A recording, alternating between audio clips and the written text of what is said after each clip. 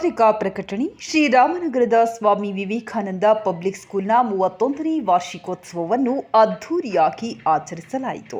ಕಾರ್ಯಕ್ರಮದ ಉದ್ಘಾಟನೆಯನ್ನು ಮಾನ್ಯ ಕ್ಷೇತ್ರ ಶಿಕ್ಷಣಾಧಿಕಾರಿಗಳಾದ ಶ್ರೀ ಮಂಜುನಾಥ್, ಸಿಇಒ ಶ್ರೀ ರಾಘವೇಂದ್ರ ಅವರು ಹಾಗೂ ಶಾಲೆಯ ಹಳೆ ವಿದ್ಯಾರ್ಥಿನಿ ವೈದ್ಯರಾದ ಡಾಕ್ಟರ್ ಶ್ರೀಮತಿ ವರಲಕ್ಷ್ಮಿ ಅವರು ನೆರವೇರಿಸಿದರು. ಕಾರ್ಯಕ್ರಮದ ಅಧ್ಯಕ್ಷತೆಯನ್ನು ಶ್ರೀ ಬಿ ಪಾರ್ಥಸಾರಥಿಯವರು ವಹಿಸಿದ್ದರು. ಮುಖ್ಯ ಅತಿಥಿಗಳಾಗಿ ಪರಿಸರ ಪ್ರೇಮಿ ಸಮಾಜ ಸೇವಕ ಮಹಮ್ಮದ್ ರಫಿ, ಶಾಲೆಯ ಉಪಾಧ್ಯಕ್ಷೆ ಶ್ರೀಮತಿ ಪ್ರಿಯಾಕುಮಾರಿ, ಕಾರ್ಯದರ್ಶಿ ಜಗನ್ನಾಥ್ ಆಲಂಪಲ್ಲಿ, ಖಜಾಂಚಿ ಶ್ರೀ ವೆಂಕಟಕೃಷ್ಣ ಪೋಲಿನ, ನಿರ್ದೇಶಕರುಗಳಾದ ರಾಮರಾವ್ ಆಲಂಪಲ್ಲಿ, ಕೃಷ್ಣ ಪ್ರಸಾದ್ ಪೋಲಿನ, ರಜನಿ ಆಲಂಪಲ್ಲಿ, ಶ್ರುತಿ ಚೆನ್ನಪಾಟಿ, ಹೆಡ್ ಮಿನಿಸ್ಟರ್ ಶ್ರೀಮತಿ ಶಾರೂನ್ ವೇದಿಕೆಯನ್ನು ಅಲಂಕರಿಸಿದರು. ಪ್ರಾಸ್ತಾವಿಕವಾಗಿ ಶಾಲೆಯ ಕಾರ್ಯದರ್ಶಿ ಜಗನ್ನಾಥ್ ಆಲಂಪಲ್ಲಿ ಮಾತನಾಡಿ, ಸ್ವಾಮಿ ವಿವೇಕಾನಂದ ಅವರ ಕನಸಿನ ಸದೃಢ ಯುವಕರನ್ನು ನಿರ್ಮಾಣ ಮಾಡುವ ಜವಾಬ್ದಾರಿ ಶಾಲೆಗಳ ಮೇಲೆ, ಪಾಲಕರ ಮೇಲಿದ್ದು, ಮಕ್ಕಳು ಹಲವಾರು ದುರಭ್ಯಾಸಗಳಿಗೆ, ಮೊಬೈಲ್ಗಳಿಗೆ ಬಲಿಯಾಗುತ್ತಿದ್ದು ಆದಷ್ಟು ಬೇಗನೆ ಎಚ್ಚೆತ್ತುಕೊಳ್ಳಬೇಕಾಗಿದೆ ಎಂದು ತಿಳಿಸಿದರು. ಶ್ರೀಮತಿ ಪ್ರಿಯಾಕುಮಾರಿಯವರು ಎಲ್ಲ ಅತಿಥಿಗಳನ್ನು ಸ್ವಾಗತಿಸಿದರು. ಮುಖ್ಯ ಶಿಕ್ಷಕಿ ಶ್ರೀಮತಿ ಶಾರೂನ್ ಶಾಲೆಯ ವಾರ್ಷಿಕ ವರದಿ ವಾಚನ ಮಾಡಿದರು. ವೇದಿಕೆಯ ಕಾರ್ಯಕ್ರಮದ ನಂತರ ಮಕ್ಕಳಿಂದ, ಮಹಿಳಾ ಪಾಲಕರಿಂದ, ಶಿಕ್ಷಕ ಶಿಕ್ಷಕಿಯರಿಂದ ಸಾಂಸ್ಕೃತಿಕ ಕಾರ್ಯಕ್ರಮಗಳು ನಡೆದವು. ಮಕ್ಕಳೊಂದಿಗೆ ಪಾಲಕರು ಹೆಜ್ಜೆ ಹಾಕಿದ್ದು ವಿಶೇಷವಾಗಿತ್ತು. ಕಾರ್ಯಕ್ರಮದಲ್ಲಿ ಶಾಲೆಯ ಎಲ್ಲ ಶಿಕ್ಷಕರ, ಶಿಕ್ಷಕಿಯರು ಮತ್ತು ಸುಮಾರು 3,000ಕ್ಕೂ ಹೆಚ್ಚು ಪಾಲಕರು, ಗ್ರಾಮದ ಜನರು ಭಾಗವಹಿಸಿದ್ದರು.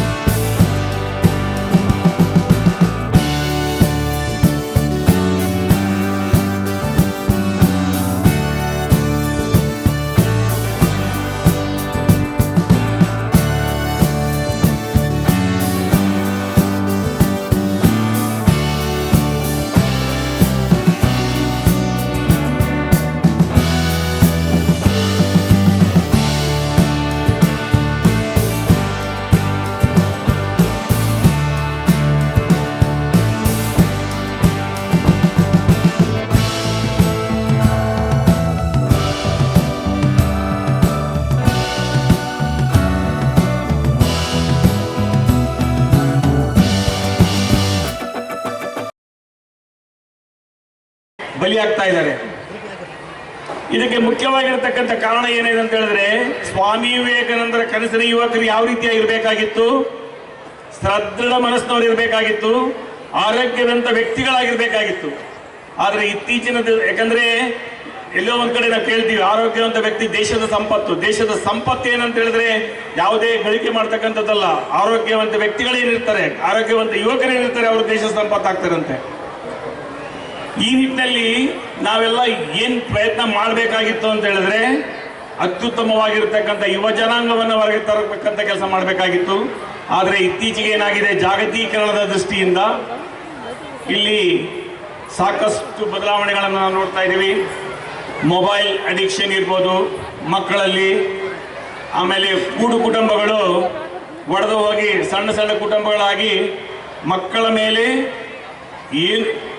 ಎಂತಹ ಒಂದು ಕಾಳಜಿ ಅಂತ ಹೇಳಿದ್ರೆ, ಅವರಿಗೆ ಬೇಕಾಗಿರ್ತಕ್ಕಂಥ ವಸ್ತುಗಳನ್ನ ಕ್ಷಣಾರ್ಧದಲ್ಲಿ ಕೊಡಿಸ್ತಕ್ಕಂಥ ಪಾಲಕರು ನಾವುಗಳಾಗಿದ್ದೀವಿ.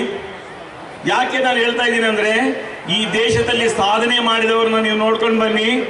ಯಾರಿಗೆ ನೋವಿದೆ, ಯಾರಿಗೆ ಕಷ್ಟದಿಂದ ಬಂದರೆ ಆ ವ್ಯಕ್ತಿಗಳು ಮಾತ್ರ ಈ ದೇಶದಕ್ಕೆ ಸಾಕಷ್ಟು ಕೊಡುಗೆಯನ್ನು ಕೊಟ್ಟಿದ್ದಾರೆ.